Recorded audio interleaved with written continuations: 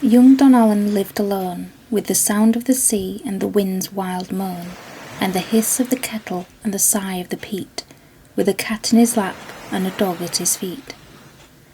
Young Donallan spread his net, he landed the fish that he could get.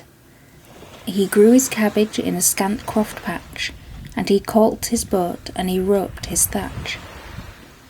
On the 7th day of the high spring tide, his heart grew full and he stretched and sighed. So he walked the length of the lonely strand, to the chafe of the surf on the soft sea sand.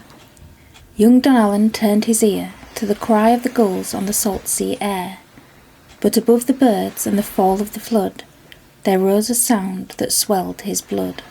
Down on the rocks a Selkie sang, and he drank the song till his senses rang. He gazed at the sight of her glimmering there, with her graceful form and her winnowing hair.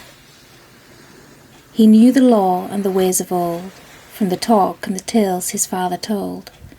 So he seized the skin that lay by her side, crying, "Selkie, I take you to be my bride."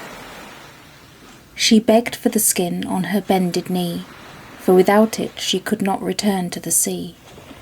But her eyes were dark and her skin was soft, and Donallan led her back to his croft. Young Donallan and his Selkie bride lived in the croft to the tune of the tide. She stitched his shirt and she baked his bread, and she lay by his side in the old box bed. She bore him children, 1, 2, 3. Their eyes were as soft as the seals of the sea. They loved their mother with her gentle ways, but they knew her sigh and her sad sea gaze. And they felt in their hearts there was something wrong, for her voice was sweet, but she sang no song. Whenever she soothed them to sleep at night, her eyes were kind, but her lips pressed tight. It was on a day when the wind was wild, and Donallan was out with the eldest child, that the Selkie bride was baking bread, when all of a sudden the youngest said, "Early this morning while the family slept, I followed our father out where he crept. He loosened a stone in the old croft wall, and he took from the hollow a sleek grey caul. He oiled and smoothed that supple skin, then he folded it tight and put it back in. Now tell me, mother, or spell to me the meaning of this mystery." But his mother never a word she said. She found the skin and she left her bread. Then she led the children to the edge of the land, where the waters lap at the silver sand. "Now listen, my dears, oh listen to me.